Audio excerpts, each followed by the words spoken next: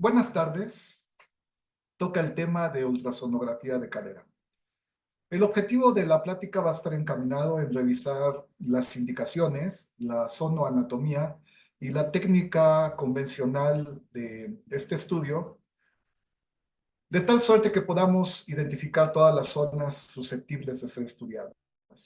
Se sugiere que en el estudio de la cadera debamos hacer los rastreos en la cadera anterior, lateral, medial y posterior. Sin embargo, en ocasiones nos van a llegar pacientes como el de esta reconstrucción tomográfica, donde si ustedes son observadores pueden identificar que hay una fractura del acetábulo y una luxación en sentido superior y posterior de la cabeza femoral. Y la exploración completa en los cuatro perfiles, tanto anterior, lateral, medial y posterior, puede ser bastante complicada de realizarse, sobre todo el rastreo medial y el rastreo lateral, por el dolor del paciente que puede sufrir al tener estas posiciones. Así que debemos de tener mucho cuidado de realizar lo mejor posible para identificar las estructuras anatómicas que están involucradas en esta exploración. Sin lugar a duda, el tema principal por el que vamos a estudiar la cadera va a ser el dolor. Independientemente de lo que estemos buscando, por lo que nos manden a estudiar la cadera, el tema principal va a ser el dolor, ya sea en la cadera nativa o en la protésica. Y en esta lámina les dejo varios aspectos etiológicos o indicación o aspectos por los que nos mandan a hacer la exploración de la cadera. Y si ustedes son observadores, pues prácticamente entre todas tienen una íntima relación. Vamos a ver algunos ejemplos. En el trauma de la cadera, pues obviamente los desgarros musculares, las tendinopatías, las bursitis, pero van a ser motivo de estudio, pero también podemos encontrar hematomas, abscesos, quistes, bursas distendidas, lo mismo que podemos identificar en deportistas que en pacientes que sufren enfermedades inflamatorias como artritis o por depósito de cristales como la gota, o inclusive en pacientes que están sufriendo de algún tipo de infección, también son susceptibles de ser estudiadas. Y como ustedes pueden ver, prácticamente todas se relacionan. Inclusive el chasquido o encajamiento de cadera anterior o lateral también guardan íntima relación, ya que muchos de los hallazgos que vamos a encontrar en el encajamiento de la cadera anterior o lateral están relacionadas con patologías del tendón iliopsoas o desgarros del labrum, que los podemos ver también en padecimientos inflamatorios o en trauma directo, o inclusive en pacientes que son deportistas de alto rendimiento. Así que todas estas siempre guardan una íntima relación de alguna u otra manera. Las masas sólidas que podemos encontrar en regiones pélvicas y el dolor abdominal es un tema aparte que, sin embargo, siempre lo incluimos dentro de la exploración de la cadera, porque en muchas ocasiones nos mandan a los pacientes para exploración de cadera y hay que hacer todo el protocolo convencional, anterior, lateral, medial, posterior, y puede ser que la encontremos normal, que no encontremos ninguna alteración. Y cuando hablamos con el paciente resulta que el dolor está un poquito localizado por arriba de la sínfisis del pubis y vamos haciendo la semiología del dolor y nos vamos encontrando que puede ser un desgarro muscular de los músculos oblicuos o puede ser un quiste de epidídimo que pueden estar condicionando el dolor referido hacia la cadera. Igual sucede con las masas sólidas, podemos encontrar ganglios que están haciendo compresión sobre regiones donde están cercanas a los nervios y provocar un dolor de la cadera anterior que puede simular alteración o patología de la cadera en sí y ser eh, realmente producida por otro tipo de alteraciones que, sin embargo, por el dolor referido, hay que explorarlo. ¿Cómo exploramos la cadera en sentido anterior? Bueno, pues ponemos a nuestro paciente así, como lo ven en la lámina, una posición neutral, cómodo, el pie siempre debe de estar muy bien centrado, que no esté hacia adentro ni hacia afuera, porque eso nos puede cambiar la angulación del cuello y nos puede dificultar la identificación de estructuras. Cuando no tenemos la costumbre o nos cuesta trabajo de realizar este estudio, nos cuesta trabajo localizar el cuello humeral y la cabeza, perdón, el cuello femoral y la cabeza femoral, siempre les recomiendo que bajen un poco el transductor hacia el perfil óseo del fémur y vayan dirigiéndose fálicamente hasta encontrar el cuello. Una vez que se encuentran en el cuello, siempre les sugiero que hagan un corte oblicuo, perpendicular a la dirección del cuello, aproximadamente unos 45 grados, para que puedan evitar la anisotropía y ver estructuras equivocadamente evaluadas o que simplemente no encuentran la estructura a la que están buscando. Una vez que ya tenemos el transductor en buena posición de acuerdo al eje del cuello, vamos a encontrar con mucha facilidad la cabeza del fémur, el cuello del fémur, y por arriba del perfil óseo vamos a encontrar esta zona anecoica, que no es más que el cartílago articular, es el espesor del cartílago articular, y por arriba de él esta línea ecogénica fina, que es el perfil más anterior de la cápsula articular, y esto es lo normal que vamos a encontrar. Siempre en igual condición que la cabeza femoral y el cuello femoral y la parte distal del fémur, así vamos a encontrar en la misma situación el perfil de la cápsula articular. Y así es como lo debemos de buscar. Si nos tiramos un poquito más cefálicos, siguiendo el perfil óseo de la cabeza femoral, vamos a ver cómo se extiende el cartílago articular hacia el labrum, la pestaña acetabular y esta imagen triangular que es el labrum ecogénico, muy similar al del labrum del hombro. Finalmente son ambos cartílago tipo 1, muy frágil, más frágil que el cartílago normal que podemos encontrar en la rodilla o en la mano. Así que este tipo de labrum es muy fácil de que lo encontremos alterado. Por arriba del labrum vamos a tener el tendón del iliopsoas y el músculo del iliopsoas, y estas regiones anatómicas fácil de encontrar en esta posición. Vean la pierna extendida cómodamente, posición neutral, y ahí es donde vamos a encontrar estas regiones anatómicas. Veamos algo de las alteraciones que podemos encontrar ahí justamente. Y empecemos por el derrame articular. El derrame articular prácticamente lo vamos a encontrar casi en cualquier patología. Aquí pongo algunas, digo, por no mencionar todas, porque prácticamente cualquier alteración en la cadera anterior nos puede llevar a un derrame articular, solo por mencionar algunas. Las inflamatorias y no inflamatorias, y de ahí cuenten de todo lo que quieran. Necrosis avascular, traumatismo, hemorrágica, degenerativa, trastorno de coagulación, prótesis, infecciones, condromatosis novial, metástasis, etcétera. Hay una gran cantidad de patologías que nos pueden dar el derrame articular, pero ecográficamente, ¿cómo lo vamos a encontrar? Les había comentado en la diapositiva anterior que el cartílago articular, la cápsula, la vamos a seguir justo igual que el perfil óseo de la cabeza femoral, del cuello y de la región distal del fémur. Y vean ustedes, así lo vamos a encontrar. Aquí está el perfil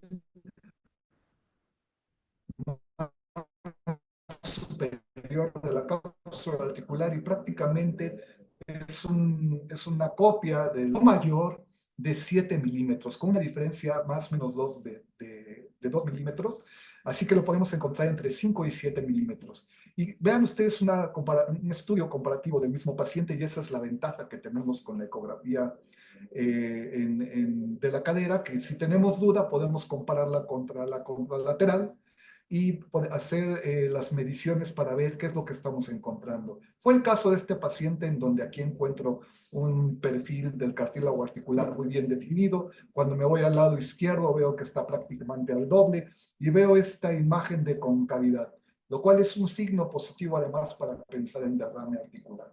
¿Y qué pasa cuando no supera los 7 milímetros, pero tengo esta imagen de concavidad?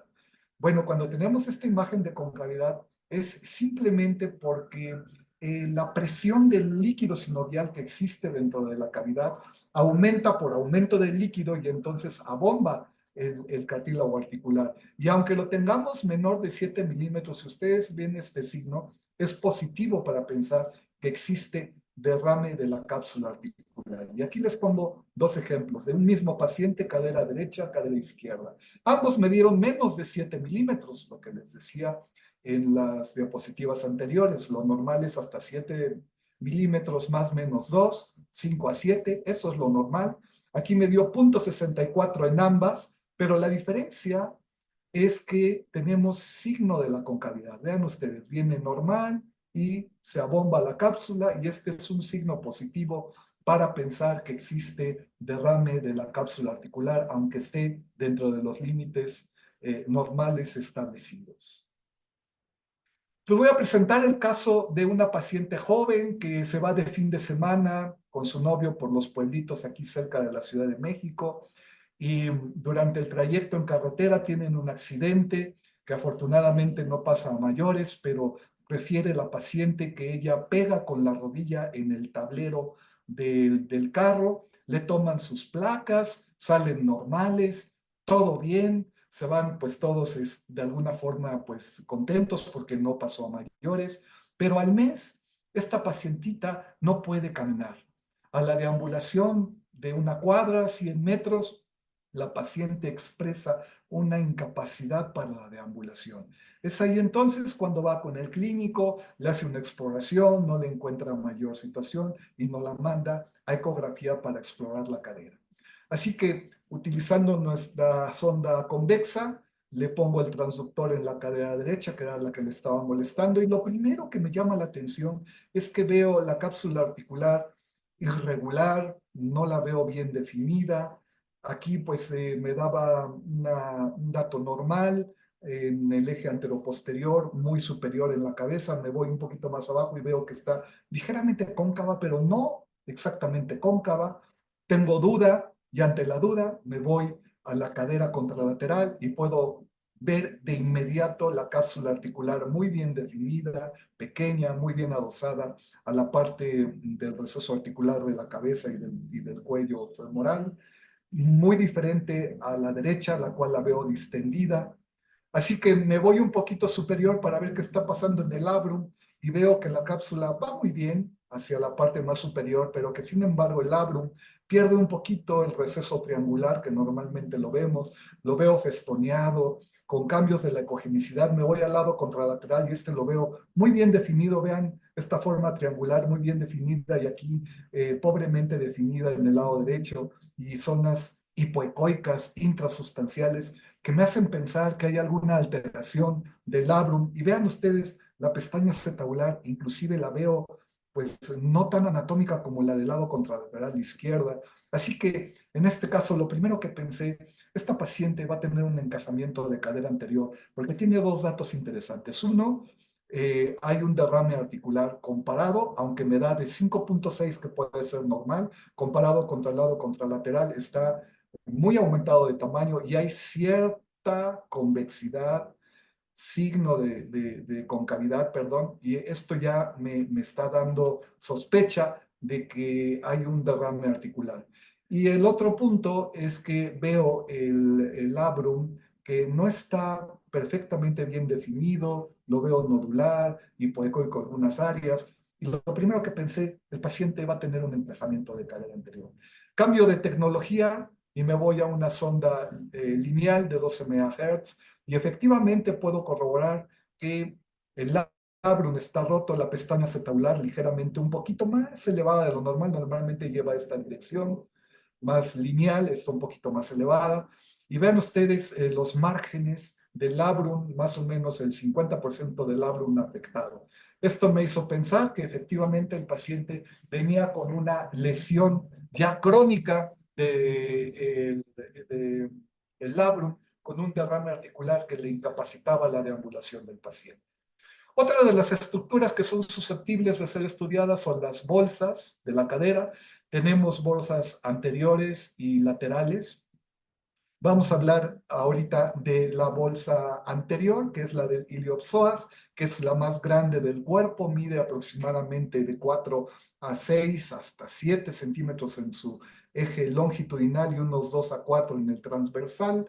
Está localizada en medio del músculo pectíneo y del iliopsoas y aproximadamente en el 15% de los casos hay comunicación directa hacia la articulación coxofemoral. De tal forma que pudiéramos encontrar en algunos pacientes cierta cantidad de líquido sin ser necesariamente patológica.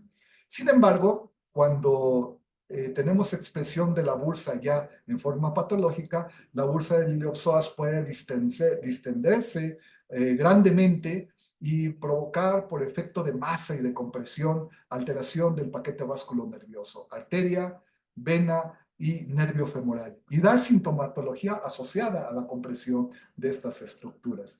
Y esto es a lo que me refiero. Vean ustedes, la bursa anda por aquí y es muy fácil que cuando distiende por compresión, por efecto de masa, se alteren estas estructuras y dar sintomatología asociada a efecto de masa de la bursa. Y vean, aquí hay una bursa muy distendida por una fractura. Este paciente lo atropellaron y tuvo una bolsa llena de sangre y esta bolsa estaba comprimiendo precisamente el paquete vasculonervioso. A la hora de puncionarla no pudimos sacar gran cantidad de material porque ya estaba más o menos crónica la colección, así que no pudimos extraer mucho. Veamos ahora algo de las bolsas laterales. Muy bien, justo en la inserción del glúteo menor, del glúteo medio y por ahí arriba, el tensor de la fascia lata hacia el trocánter mayor. Y ahí justo se insertan estos tendones y cuando tenemos un roce no correcto, bueno, un eje mecánico que no está funcionando bien, entonces provoca una fricción entre el tensor de la fascia lata, la inserción del tendón del glúteo medio y glúteo menor, y provoca que las bursas se distiendan, y estas son las imágenes que podemos identificar, y aunque son muy pequeñas, estas bursas son muy sintomáticas y son fáciles de accesar, están no lejanos de la piel, así que son fáciles de accesar, fáciles de funcionar, fáciles de evacuar y también para administrar medicamentos que nos ayuden a disminuir el proceso inflamatorio.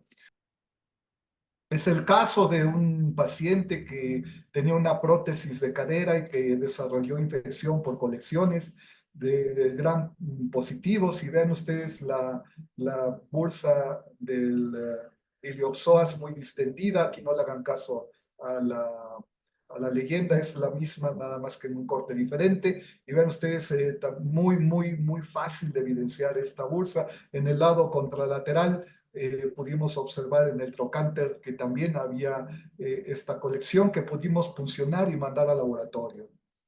¿Cómo rastreamos la cadera lateral? Ponemos a nuestro paciente en esta posición, debe de estar colocado en decúbito lateral, posición fetal, y ahí colocamos la sonda que esté bien alineada perpendicularmente en el trocánter mayor.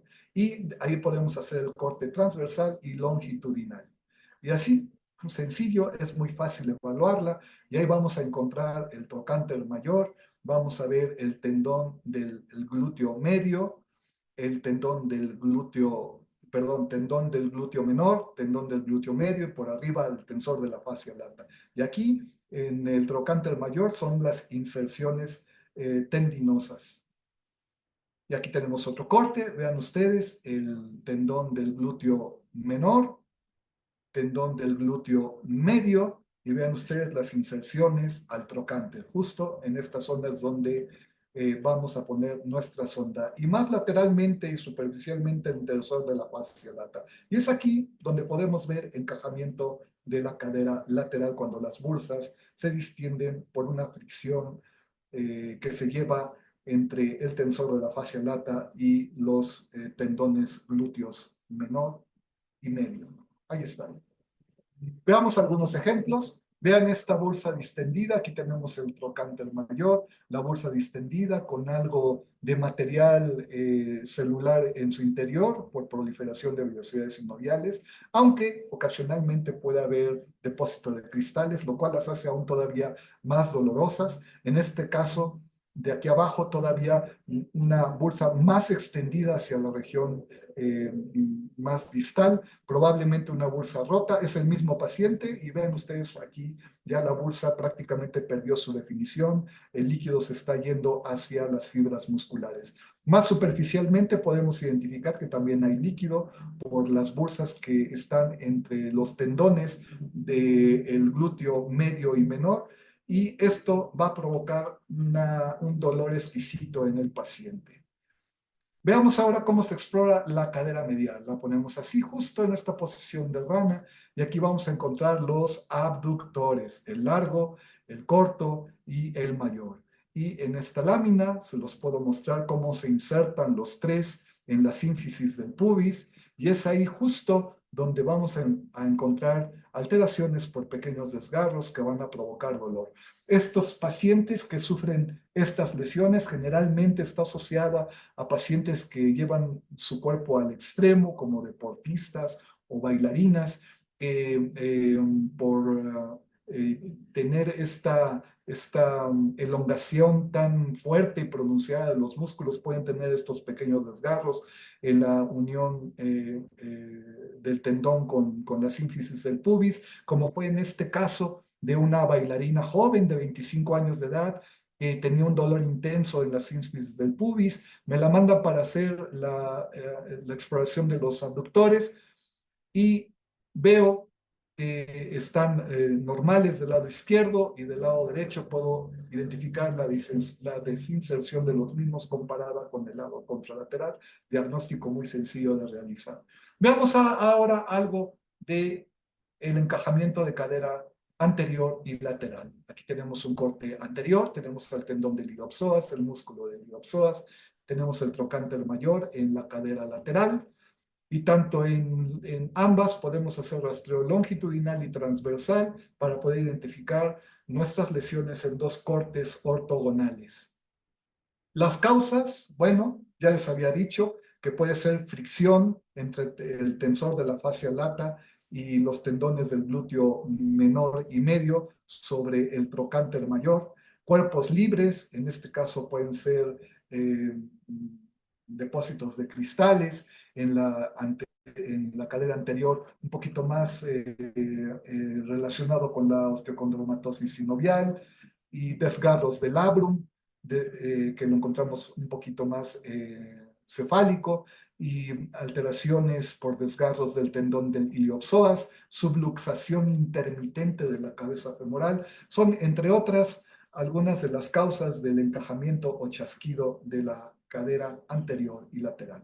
Vamos a ver algunos ejemplos. Vean ustedes, aquí les pongo en este círculo al tendón del iliopsoas, muy bien definido, en un corte transversal junto con el músculo del iliopsoas, la eminencia ósea iliopúbica, y como ustedes pueden identificar, hay una interfase entre el tendón del iliopsoas y el receso óseo, y cuando hacemos el rastreo dinámico que le pedimos al paciente que doble la rodilla y vamos haciendo la exploración ahí dinámica, un poco difícil por el movimiento, pero con práctica lo podemos desarrollar muy bien.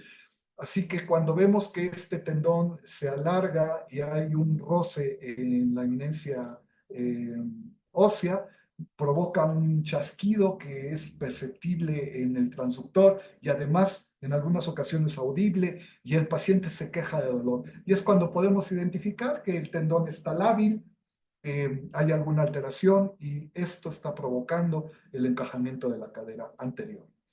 Aquí tenemos un ejemplo, vean este paciente donde el tendón del iliopsoas está alargado, mucho más grande que el normal. Cuando hicimos la maniobra hubo roce justo cuando estamos haciendo la flexión máxima, condicionando un brinco y dolor del paciente, lo que manifiesta y asegura el encajamiento de cadera anterior.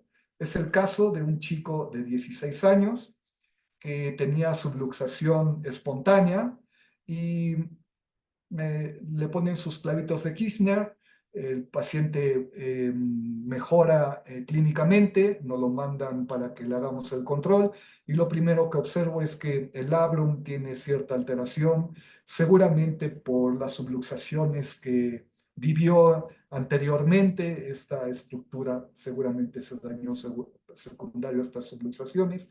Hacemos la maniobra dinámica, así como lo ven en posición neutral, y le vamos pidiendo cada flexión, así como lo ven en la placa, es igualito como lo hacemos ecográficamente en dinámico, y vamos observando cómo se comporta el labrum, cómo esboza, no esboza muy bien, ahí está la lesión, y luego nos vamos hacia la eminencia ilopúbica para ver el tendón del iliopsoas, que siempre mantiene esa interfase entre el receso óseo y el tendón, siempre existe esa interfase, vean, nunca se alarga ni se contacta con la eminencia hilopúbica, así que el problema en realidad es que estaba más en el labrum, que estaba alterado y roto, así que fue un éxito esta exploración desde el punto de vista ecográfico para demostrar la lesión del labrum, y también fue un éxito de tratamiento porque este paciente no volvió a padecer de subluxaciones.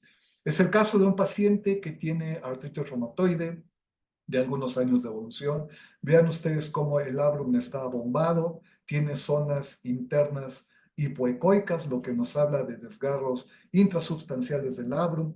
El lado contralateral muy bien definido, triangular, su ecogenicidad interna homogénea. Cuando hacemos maniobras dinámicas vemos que no esboza bien, se sigue manteniéndose abultado, y el lado contralateral sin ningún problema. A este paciente también le pudimos diagnosticar que tenía un encajamiento por alteración y desgarro del labrum. Volvemos a nuestro caso de la paciente que tuvo el accidente automovilístico y que golpea su rodilla contra el tablero del auto, para que vean todo lo que encontramos en un solo paciente. Vean alteración del labrum, un labrum roto, por lo menos el 50% del labrum estaba alterado comparado contra el lado contralateral normal. Vean la ecogenicidad homogénea, muy bien definida. Aparte, cuando le ponemos el Doppler, buscamos la angiogénesis, la cual salió positiva, lo que nos marca que tiene un proceso inflamatorio agudo en esta lesión ya crónica. Nuevamente lo comparamos contra el lado contralateral, totalmente normal, muy bien definido. Y aparte, este paciente tuvo un derrame de la cápsula articular muy importante, 9.1 contra 5.3 del lado contralateral. Y vean ustedes el signo que les decía, el abombamiento de la cápsula contra el otro lado, el cual se ve normal. Y luego, por si fuera poco, este paciente también tenía alteración del tendón del iliopsoas alargado, y a la exploración dinámica, difícil de hacer, dolor en el labrum, agudo, y además con un derrame, y por si fuera poco, el tendón del iliopsoas marcaba roce en la eminencia hilopúbica, lo cual nos dio el diagnóstico de precisión de encajamiento de cadera anterior. Tenemos otro caso, este es reciente, lo acabo de ver hace un mes, un paciente de 70 años con diagnóstico de lupus. Me lo manda la doctora reumatóloga porque tiene dolor intenso en la cadera a los movimientos. Me pongo a platicar con el paciente antes de hacer la exploración y me platica que él detectó la molestia jugando golf, justo al estar con el palo pegándole a la pelota y haciendo los movimientos de flexión y extensiones cuando le duele. Bueno, pues le pongo el transductor y lo primero que detecto es un osteofito entre la cabeza y el cuello femoral, lo cual provoca una alteración del espesor del cartílago articular, muy bien observada, muy bien definida. Vean la pared anterior ya con pérdida de la definición, no así en la parte distal. Y esto ya me estaba sospechando que me iba a dar un pinzamiento. Me voy hacia la parte más superior, aunque vean, era normal, pero esto pues ya me provoca cierta molestia del paciente para la deambulación. Me voy a la parte superior, más cefálica, y encuentro que el labrum mantiene su forma habitual, una cápsula bien definida, pero en el interior zonas hipoecoicas, muy cercanas a la pestaña acetabular, lo que me estaba haciendo pensar que pudiera existir ya una alteración del labrum. Y por si fuera poco, me voy al tendón del iliopsoas y vean cómo está muy aumentado de tamaño, prácticamente se pierde la relación de la interfase entre el tendón y la eminencia hilopúbica, y esto, bueno, pues es un encajamiento de cadera clásico con un desgarro intrasubstancial. Ahí lo pueden ver en el corte transversal y en el corte longitudinal, pues prácticamente no hay interfase, no hay interfase. Y esto, desde luego, me dio el diagnóstico de encajamiento anterior. Pero por si fuera poco, exploro el receso lateral y, y pude identificar con mucha claridad una bursa que estaba distendida justo donde se inserta el tendón del glúteo menor, y esto también es positivo para encajamiento de cadera lateral, así que este paciente, bueno, se la estaba pasando bastante mal. Es otro paciente que también sufre de artritis reumatoide de como 40 años de evolución. Vean ustedes la tomografía que hicimos para evidenciar el receso óseo con mucha precisión. Vean las erosiones, tanto de la cabeza como acetabular, y la resonancia prácticamente una copia de la tomografía, y en el ultrasonido pudimos identificar las lesiones y los desgarros del labrum. Prácticamente no hay labrum, la cápsula articular prácticamente también alterada, el tendón del iliopsoas alterado. Vean ustedes, aquí hay desgarros del tendón del iliopsoas, el labrum también destruido, las erosiones y, bueno, un encajamiento de cadera anterior. Ahora hablemos algo sobre los dolores transmitidos hacia la cadera, pero no vienen de patología propiamente de la cadera, pero que sin embargo, por transmisión del dolor, pues nos mandan la exploración de la cadera, y ahí estamos haciendo la exploración anterior, la lateral, la medial, la posterior, y resulta que es normal. Y bueno, ya cuando nos ponemos a platicar con el paciente, vamos encontrando la génesis del dolor, y fue lo que me sucedió con este caso. Este paciente era el Batman de Six Flags en aquella época, y me decía que ya había ido a ver a 4 traumatólogos y que no le daban qué tenía, y que tenía un dolor en la sínfisis del pubis cuando hacía sus acrobacias, cuando se aventaba de la cuerda y se aventaba de un piso a otro y en las luchas. Y me quedó claro que el paciente tenía dolor a los esfuerzos. Así que, como le había hecho toda la exploración de la cadera completa, todo el protocolo, y no encontré nada, le dije, bueno, me queda claro que cuando tú haces esfuerzo, viene el dolor. Entonces, ¿qué te parece? Me haces unas 20 lagartijas y te exploro. Y vean ustedes los músculos oblicuos en reposo, y cuando lo pongo a hacer esfuerzo, apertura de las fibras, que me pareció que tenía pequeños desgarritos, que lo único que tenía que hacer era guardar reposo y que tuviera curación de los mismos. Otros de los dolores referidos son las hernias inguinales. Las hernias, pues que cuando son de este tamaño no tienen mayor problema. El problema es cuando tenemos estos pacientes que a simple vista son normales. Es el caso, o radiológicamente son normales. Es el caso de una mujer de 30 años de edad, muy deportista, con gusto por los deportes extremos. Es una persona que hace artes marciales, box, hace alpinismo, senderismo, y me decía que ya había visto un par de traumatólogos porque justo tenía dolor en ambas caderas. Así que le hago la exploración, no encuentro nada, y finalmente pues me siento a preguntarle cómo le duele, y ya resulta que pues era más hacia las regiones inguinales, y cuando le hago la exploración de ambas caderas tenía 2 pequeñas hernias. Así que se las operó y se acabó el problema. Otro caso de un paciente que me mandan porque le dolía la cadera izquierda, y pues le hago la exploración también completa, no encuentro nada, y bueno, me pongo a preguntar nuevamente cómo es la génesis del dolor. Me pareció que era testicular, y cuando le hago el ultrasonido, este pequeño quiste de epidídimo era la causa de su dolor. Es el caso de una paciente joven que me vino a ver al consultorio porque tenía masas en la región anterior de la cadera, masa palpable. Le hago el estudio y lo primero que me encuentro son estos ganglios de tipo inflamatorio. Y cuando me voy justo a donde está la región vasculonerviosa, encuentro estos conglomerados ganglionares que estaban envolviendo el paquete vasculonervioso, y era causa de su dolor. Este paciente tuvo un linfoma que pudimos diagnosticar y enviar a tratamiento.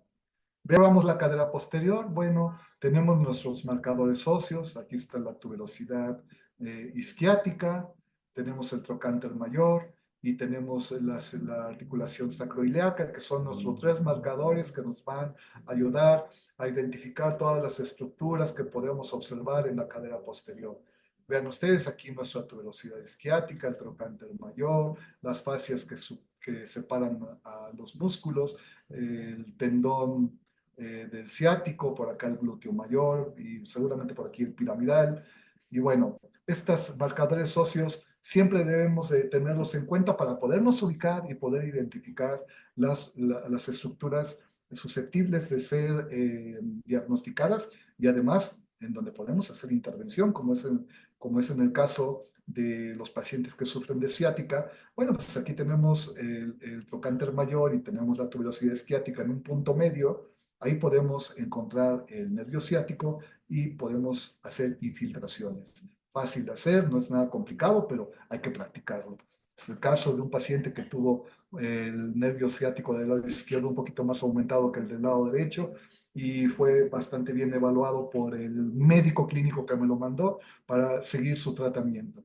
Y es el caso de un paciente con artritis reumatoide de un par de años de evolución y me dice que le dolía la parte posterior de la cadera y la doctora pensaba que se trataba de alteración del nervio ciático. Así que cuando le hago la exploración ecográfica y le hago la exploración dinámica, lo primero que me llama la atención es que justo donde va el músculo piramidal, tiene una zona hipoecoica y lo voy a parar ahí para que ustedes, aquí va el músculo piramidal y no veo el músculo, y eso de primera instancia me llama la atención, y veo cómo esboza, a ver si logro pararlo justo donde esboza el músculo, ahí. Vean ustedes, imagen rompa o se desgarre. Sin embargo, pues los hallazgos ecográficos son los hallazgos ecográficos. Aquí la detuve justo para que puedan ver el badajo de campana, ausencia del patrón muscular, algunas imágenes ahí como flotando, y por arriba el músculo del glúteo mayor lo veo fibroso, con pega del patrón muscular habitual. Me llama mucho la atención, pues vean, esto es lo normal, así debe de verse el músculo piramidal, yo lo estoy viendo así, pues me pareció que estaba alterada la estructura muscular, el glúteo mayor, así es como lo debemos de ver, y miren cómo lo estaba viendo yo. Entonces me pareció que esto ya era un poco crónico, que había cierto grado de fibrosis, así que hago la maniobra dinámica en esta posición, le pido al paciente que haga una rotación interna y rotación externa del pie flexionado a 90 grados, y así es como puedo ver cómo el músculo está ausente y que además hace un brinco cuando estoy haciendo la rotación interna, ahí está, y la rotación externa. Vamos a ver el lado contralateral.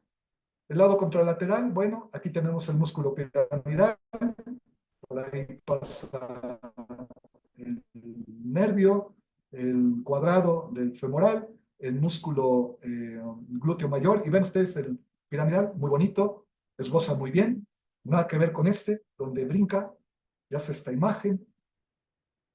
Vean ustedes aquí justo, va a brincar en este momento. Esto es lo que no es normal, comparado contra el lado contralateral, que es totalmente normal. Vean ustedes qué bien corre el músculo, exactamente al mismo movimiento. Se ve como las fibras musculares eh, se mueven en forma normal, ahí está, comparado contra el lado contralateral. Así que estas exploraciones dinámicas son fáciles de hacer, pero hay que practicarlas para que pues, nos salgan bien. Muy bien. Otras de las alteraciones que vamos a ver comúnmente son tumores, como los que les presento en esta lámina, bien definidos, que son tumores grasos, que cuando están así, pues no hay mayor problema para el cirujano. Esta pequeña lesioncita, pues la disecan y sale completita, pequeños lipomas, sin mayor problema. El problema es cuando los encontramos así difusos. Vean ustedes comparando ambos lados de la cadera, pues esto es lo normal y esto es lo patológico. Y esto sí es bastante complicado para el cirujano porque ya en vez de tener una pared bien definida, está difuso y esto es más difícil de disecar. En aquellos pacientes que se inyectan eh, soluciones que en realidad no saben ni qué se inyectan, aceites, y que con el tiempo pueden desarrollar enfermedad humana por modelantes o por coadyuvantes, como antiguamente se conocía. Este pacientito es el caso de una señora que cuando tenía 25 años de edad o 20 años de edad, va a un lugar de cosméticos y ahí le inyectan un aceite, no supo qué aceite, pero me he enterado que inyectan cualquier aceite, ¿eh? Desde aceite de cocina hasta lo que se puedan imaginar. Y esta es la imagen clásica que se ve cuando ponen estos materiales, zonas ecogénicas con sombra acústica posterior bien definidas. Vean aquí los corpúsculos de aceite. Y este paciente después de 20 años es cuando empezó a manifestar la enfermedad humana por modelantes y empezó con dolor articular, dolor al sentarse, que ya le imposibilitaba, de plano para ella ya era incómodo sentarse en cualquier situación, aunque tuviera almohadas. Entonces, pues nos lo mandan con nosotros y ahí está, las imágenes muy bien por ecografía. Le hicimos una resonancia, la cual todavía fue superior a la ecografía. Ven ustedes todo el cuerpo extraño que le inyectaron, lo cual correlacionó muy bien con el ultrasonido. Hablemos ahora algo sobre la cadera rota. Y si bien la técnica nos obliga a hacer la exploración anterior, lateral, medial y posterior, en la cadera rota nos cambia un poco el concepto, porque no es tan fácil colocar los transductores en estas posiciones. En la anterior no hay tanto problema, pero en la lateral, media y posterior, en una cadera rota y subluxada, no es tan fácil, pero finalmente tenemos que hacer el protocolo lo más parecido a lo que nos pide la técnica, con nuestros cortes transversales, longitudinales, aquí irnos un poquito en sentido cefálico y caudal, así como los cortes oblicuos, nos pueden ayudar para poder identificar con más claridad las estructuras que están alteradas, sobre todo en pacientes que llegan así, que no se pueden mover fácilmente, que vienen además con múltiples fracturas y que vienen prácticamente reconstruidos. En el caso de este pacientito, la reoperaron 3 veces y aquí ya está operada, aquí estaba la subluxación sin operar y la operaron varias veces porque no podían poner estos segmentos bien alineados y no le gustaba al médico cirujano, así que la operó 3 veces hasta que la dejó perfectamente alineada y bueno, pues se podrán imaginar que cuesta mucho trabajo. Así que el concepto de ver de realizar a un paciente con enfermedad degenerativa donde sus ángulos están bien definidos, donde no hay fracturas o en aquellos pacientes donde sufren esguinces musculares o alteraciones de los tendones, pero que no tienen fracturas como este, pues la técnica de exploración cambia mucho cuando tenemos estas fracturas y los ángulos nos cambian y además tenemos materiales de fijación y estas fracturas nos cambian totalmente la anatomía del paciente, así que los cortes oblicuos, los cortes cefálicos y podálicos pueden ayudarnos mucho a ampliar la información. Amén de que también nos llegan así, nos llegan vendados, hay que quitarles la venda, insertarles la sonda lo mejor posible para adquirir las imágenes que corresponde aquí en una exploración lateral de la cadera, pues obviamente que el paciente no lo puedo voltear, así que yo tengo que adaptarme a la situación del paciente para intentar sacar las imágenes diagnósticas. Vean el caso de este paciente que además tuvo lesión a órganos intraabdominales. Primero resolvieron el problema intraabdominal, luego el problema de las fracturas con material de fijación externo. Y vean ustedes la angulación de mi manita para poder colocar correctamente la sonda y obtener las imágenes de precisión como lo exige la técnica de exploración en la cadera. Así que no es tan fácil en el paciente con cadera rota, pero la ecografía es muy noble, así que hay que hacerlo. Nos mandan al paciente, no podemos decir no, no podemos decir no se puede movilizar. Pues digo, el ultrasonido es noble, nosotros podemos entregar la sonda donde se deje pasar la mano, ahí vamos a poner la sonda. Vean el caso de este paciente que tiene una fractura de la eminencia isquiopúbica y bueno, el ultrasonido es una copia de la placa. Vean la fractura, aquí está la fractura, solo que el ultrasonido además nos dice del gran hematoma que se está formando justo antes del pubis. Nuestro labrum, bien conservado, pero vean el hematoma que se está haciendo ya inclusive dentro de la bursa del iliopsoas. Vean este caso donde hay una compresión del cuello femoral, prácticamente el ultrasonido es una copia, aquí ya no hay cuello, como pueden verlo en esta fractura, pero el ultrasonido además es muy superior para ver la colección que se está formando en la zona de fractura y para ver la alteración tendinosa y muscular que la placa simple no nos puede decir. En las prótesis de cadera y materiales de fijación, quizás lo más importante es tener conciencia o tener la percepción de que estas prótesis tienen vigencia, igual los materiales de fijación tienen su vigencia, las prótesis alrededor de 10 a 15 años y deben de estar bajo control, sobre todo para ver cómo va el excavamiento acetabular. Estas prótesis suelen hacer fricción sobre el acetábulo y provocar el surgimiento de pequeñas colecciones que evitan la fricción, pero que estas colecciones son un cultivo perfecto para el desarrollo de cocos gram positivos y de ahí desarrollar artritis sépticas, grandes abscesos que se pueden ir inclusive hasta los recesos de la rodilla. Vamos a ver algunos ejemplos. Este paciente es un joven de 30 años de edad que a los 15 años le pusieron esta prótesis, nunca nos enteramos por qué, porque se la pusieron, pero nunca tuvo un control durante los 15 años posteriores. Vean ustedes el escabamiento de acetabular y causado por la fricción de la prótesis. Hizo colecciones y las colecciones se fueron, como lo pueden ver en la tomografía, hasta la rodilla.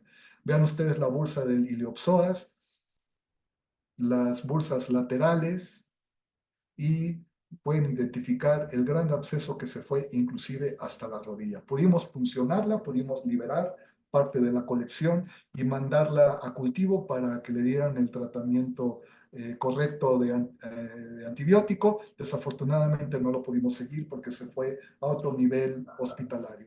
Este paciente, como ustedes pueden identificar en la placa simple, tenía osteopetrosis y aunque presentaba múltiples fracturas en ambos fémures, y en las cabezas femorales. Fue operado por el traumatólogo y nos comentaba que para poner estos materiales de fijación y corregir estas fracturas le costaba mucho trabajo perforar con la gubia y esto aumenta las horas de quirófano y aumenta el riesgo de infección por sepsis. Entonces, este paciente lo que tuvo fue precisamente eso, una infección por colecciones. Y ven ustedes cómo se llenó la bursa anterior de la cadera. Aquí la pueden ver muy, muy, muy distendida. Y vean ustedes el corte eh, hacia el corte lateral de la cadera también muy distendida, el trocánter mayor, todo lleno de líquido. Por infección la pudimos puncionar y la mandamos al laboratorio. Desafortunadamente también este caso no lo pudimos seguir porque se fue a tercer nivel. Ahora hablemos algo de las punciones guiadas por ecografía en cadera. No voy a extenderme mucho en este tema porque todos los que hacemos ultrasonido estamos acostumbrados a hacer de alguna forma punciones a cualquier órgano del cuerpo con la finalidad de extraer o administrar medicamentos. Entonces es una técnica que todos sabemos que es noble, es de alguna forma una técnica segura y sencilla, muy accesible, la podemos hacer en la cama del paciente. Y quizás lo que quiero resaltar es que el ultrasonido es un vector que nos ayuda a distinguir los músculos, vasos, órganos, articulaciones, las zonas de interés para poder hacer la punción con una muy buena dirección, con un muy buen marcaje, evitando las zonas que no queremos y tocando con precisión las zonas que sí queremos alcanzar. Les presento otra vez el caso de esta niña que tuvo fractura múltiple del fémur y subluxación anterior de la articulación de la cadera.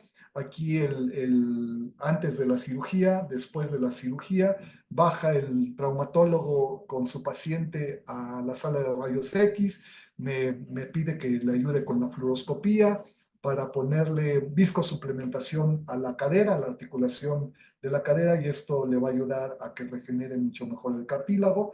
Y bueno, saca una aguja de TUI que mide como 30 centímetros, la pica por lateral con una aguja de 30 centímetros y pues pareciera que sí le pegó a la cápsula articular. Y ahí mete el material y le digo, bueno, déjame ir por el ultrasonido y qué tal que la aplicamos por ultrasonido, es más amable, más sencillo. Sí, doctor, en lo que fui por el ultrasonido, ya la había picado y todo, y bueno, aquí está el trayecto de la aguja de TUI, aquí está el material que quedó parte adentro y parte afuera, esta es la cápsula articular, casi todo el material quedó afuera, pero sí hubo material que ingresó, que entró. Siento que se tardó mucho tiempo el doctor, que fue un poco más agresivo y finalmente no entró todo el material, aunque por cercanía el material se absorbe y pues no pasa nada, ¿no? El procedimiento pues fue bien hecho. Sin embargo, con la ecografía es mucho más fácil poder identificar el área a la que vamos a puncionar. Esta es una paciente que tenía algo de sobrepeso, una paciente grande, con una pelvis muy grande, y yo realmente pensé que no la iba a alcanzar con la aguja amarilla que utilizamos normalmente, y pues sí, la alcancé muy bien. Busqué el sitio de punción, y aquí está la punta de la aguja.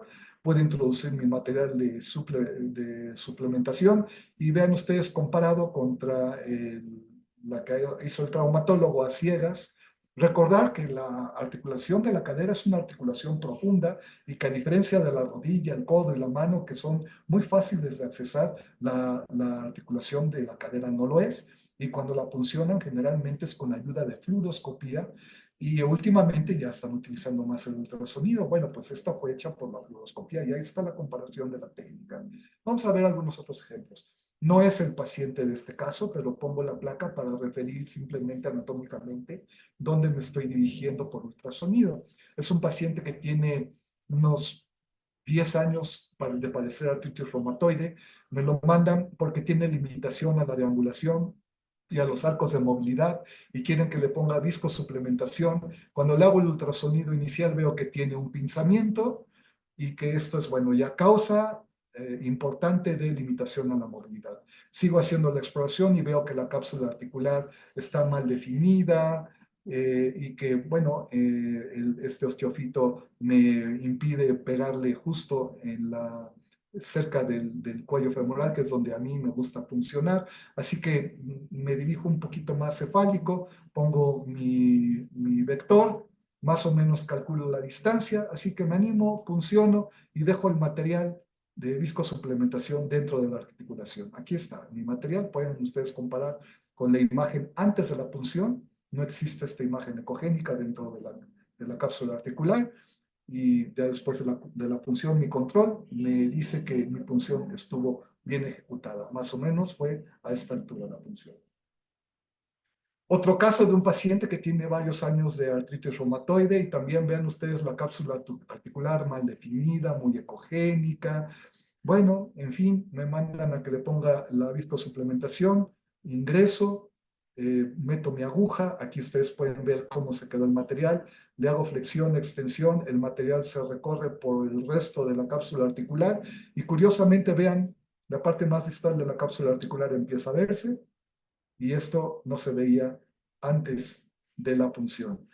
Con esto puedo confirmar que estuve dentro de la articulación, y es increíble cómo el paciente se espanta cuando hacemos la flexión y extensión de la pierna, porque normalmente eso les duele, y cuando se los empiezo a hacer para que el material se distienda por la cavidad articular, es impresionante cómo el paciente se asusta y de repente cambia su cara porque dice, oiga doctor, es que esto no lo hacía. Pues claro, no lo hacía porque le faltaba esa lubricación, y pues una vez que hacemos la punción, el paciente puede moverse más fácilmente.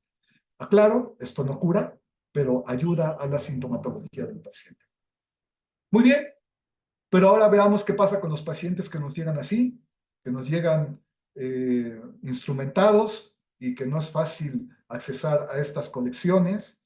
y pues ahí ven eh, colocándose como pues se pueda. No podemos poner al paciente en decúbito lateral, pero ahí acostadito, metiendo el transductor entre los fierros, en longitudinal y en transversal, viendo cuál es la mejor posición para poder hacer la punción. Aquí les tengo un video, aquí estoy entrando, aquí viene entrando la aguja.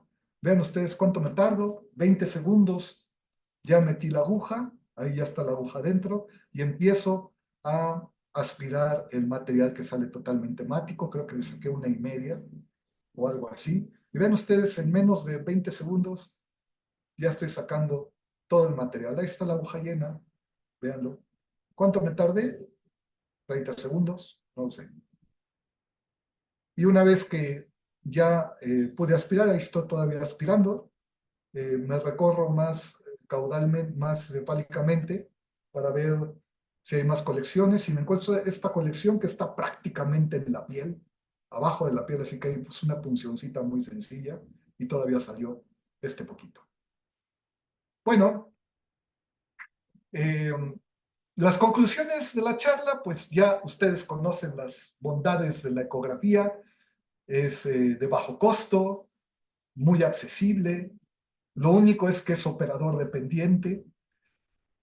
Y aquí es donde sugiero que tengamos una técnica de exploración estándar que siempre podamos repetir lo mejor posible en todos los pacientes para identificar todas las áreas anatómicas susceptibles de diagnosticar por alguna alteración, de tal suerte que siempre lo podamos hacer igual y tratar de disminuir este punto que siempre nos pega el operador dependiente. Y bueno, es una técnica que nos permite ver la patología articular, extraarticular y que es muy bondadosa para los procedimientos invasivos terapéuticos y diagnósticos. Muchas gracias por su atención y nos vemos en las próximas charlas.